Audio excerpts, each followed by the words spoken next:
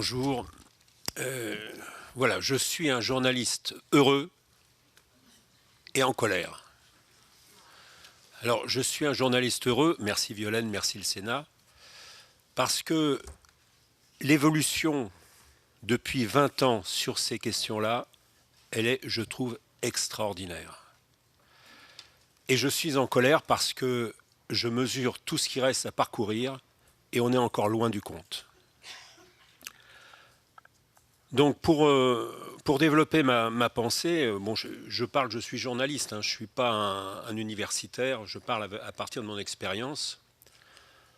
Ce que j'ai appris, c'est que on ne réprime que ce qui trouble l'ordre social ou l'ordre public. C'est-à-dire que la probabilité qu'un crime soit réprimé dépend de sa visibilité. Or, vous le savez très bien, la plupart des viols d'enfants, c'est un crime invisible. Et donc, l'une des questions qui a traversé tout le mouvement associatif depuis plusieurs dizaines d'années, c'est comment rendre visible ce qui n'est pas visible. J'ajoute que nos institutions, la police, la justice, sont formatées pour réprimer, pour traiter les troubles à l'ordre public visibles. La fraude fiscale, jusqu'à un certain temps, et encore même maintenant, elle n'était pas réprimée parce que tout le monde s'en foutait, ça ne se voyait pas. Donc, quand on se pose la question comment rendre visible un crime qui est invisible, le viol d'un enfant par exemple, il y a une question qui paraît, il y a une réponse qui paraît logique. On médiatise, et c'est là où j'interviens et les médias interviennent. Oui. Alors c'est vrai qu'on prête à la presse, dans nos démocraties, on lui prête un rôle de quatrième pouvoir. D'accord ? La preuve par les États-Unis. En 2002, c'est un journal, le Boston Globe, qui révèle les viols de prêtres sur des enfants, viols qui ont été protégés par la hiérarchie catholique. Et ça va aboutir assez rapidement en 2002 à la démission de au-dessus de l'archevêque. Enfin bref. Bernard Law. Voilà. Il vient de mourir, bah oui. Bon. Et Law, oui, oui. Mais en même temps, il suffit de regarder le film Spotlight qui est sorti en 2015 pour voir combien le travail des journalistes a été entravé et difficile. Et puis en 2002, au moment où le Boston Globe sort ses révélations, à Hollywood, tout le monde sait ce qui se passe. Et il n'y a aucun journal qui dénonce. Donc, quatrième pouvoir, oui, je veux bien, mais voilà, ça mérite d'être nuancé. J'en viendrai à mon expérience personnelle. Moi, je ne suis pas spécialiste des questions de pédocriminalité. J'ai rencontré ça parmi d'autres. Je suis plutôt spécialiste des délinquances, des criminalités économiques ou des systèmes mafieux. Mais dans les années 84-85, je publie à quelques mois d'intervalle 2 enquêtes. La première, c'est Balai bleu sur Minitel, c'était l'époque du Minitel. Et bon, j'étais candide, naïf. Hein, c'est une enquête, j'avais infiltré un réseau qui aboutissait à la mairie d'une grande ville française. Donc je m'attendais à ce qu'il y ait des réactions à la publication, que mes chers confrères allaient reprendre et qu'on allait faire cesser ce qui m'apparaissait comme quelque chose d'abominable, à savoir des viols d'enfants.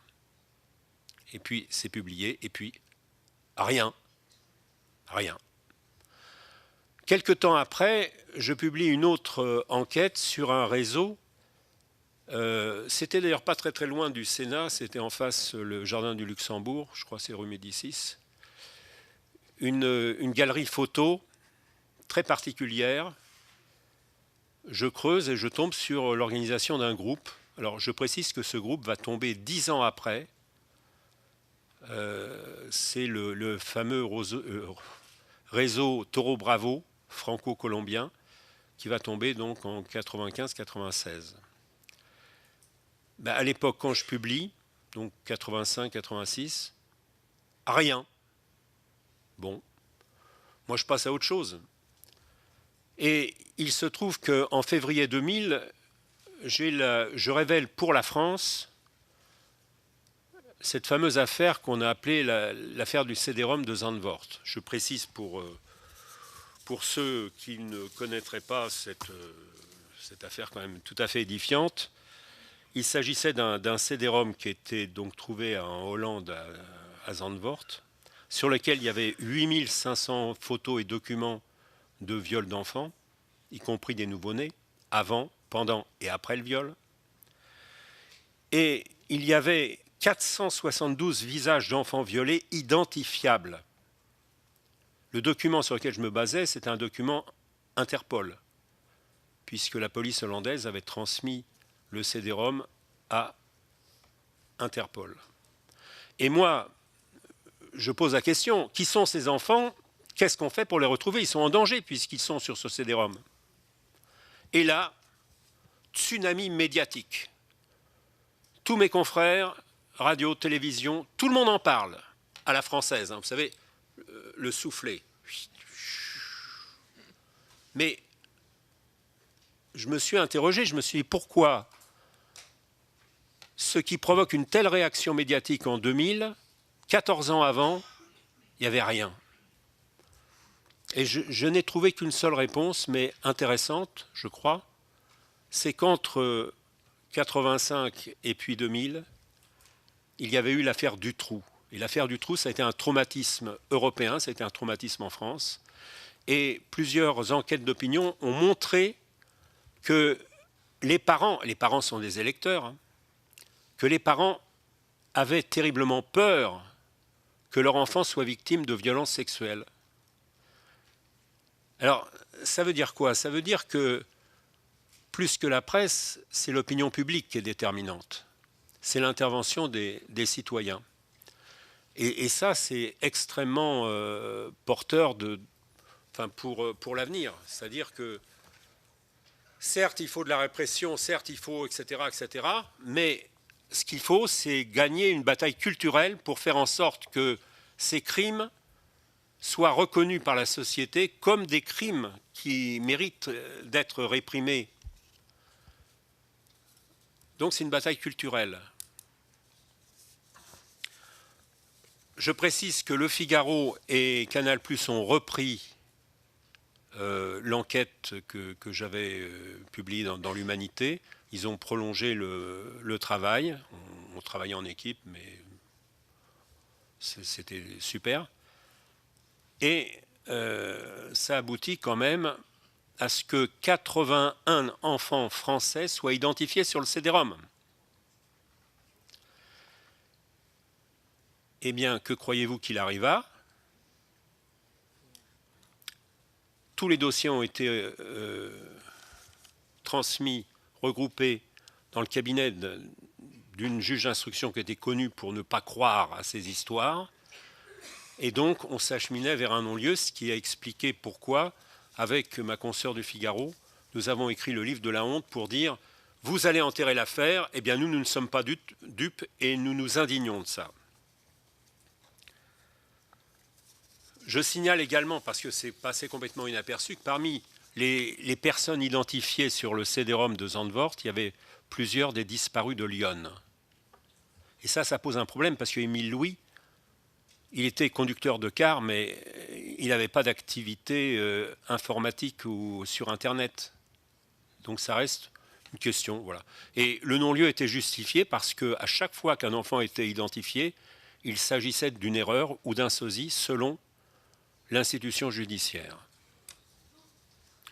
Ce CD-ROM, c'était un condensé, c'était une concentration de sosie incroyable. Alors, comment expliquer la situation française qui est quand même extrêmement ambiguë? La France est un pays ambigu, c'est un pays qui célèbre Polanski, c'est un pays dans lequel des ministres en exercice disent que finalement c'est une histoire très ancienne qui n'a pas beaucoup de sens. Il s'agissait quand même du viol, de la sodomisation d'une gamine de 13 ans qui avait été droguée à son insu, quand même. Donc, et puis en même temps, c'est un pays où, enfin excusez-moi, mais nous sommes le pays des droits de l'homme et nous nous permettons de donner des leçons de droits de l'homme partout. Alors, ça conduit à un certain nombre de réflexions, d'interrogations. C'est ça, moi j'ai plus de questions que de réponses à vous offrir. La justice. La justice, elle paraît quand même très en deçà de ce qu'il faudrait. Et pourtant, est-ce qu'en faisant un procès à la justice, on ne se trompe pas? Parce que la justice française, la justice dans le droit latin, elle est nécessairement conservatrice, elle applique le droit. Et de plus, elle a à faire respecter la présomption d'innocence. Et puis surtout, les magistrats sont formés à réparer le trouble à l'ordre public. Les magistrats ne sont absolument pas préparés à être à l'origine du trouble à l'ordre public. Or, il y a trouble à l'ordre public quand ils mettent en examen quelqu'un pour viol, etc. C'est-à-dire, ils se retrouvent à créer le trouble à l'ordre public. Et ça, c'est contre nature pour les juges. Alors, les politiques. Les politiques...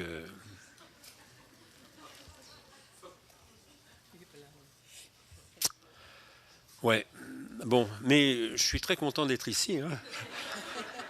Pas croire, mais j'ai tellement entendu. Il n'y a pas un seul homme politique ou une femme politique qui est arrivé en disant, écoutez, les enfants, on s'en fiche, ils ne votent pas.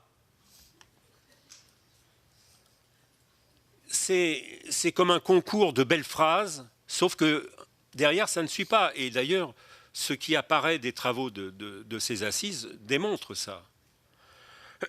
On cerne les problèmes, on mesure qu'il faut faire quelque chose, mais que ce qui est fait, c'est peanuts par rapport à ce qu'il faudrait. La presse. Alors là, la presse.